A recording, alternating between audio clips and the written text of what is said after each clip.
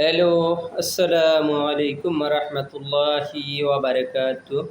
শুভ সন্ধ্যা। জানি না সবাই কেমন আছেন।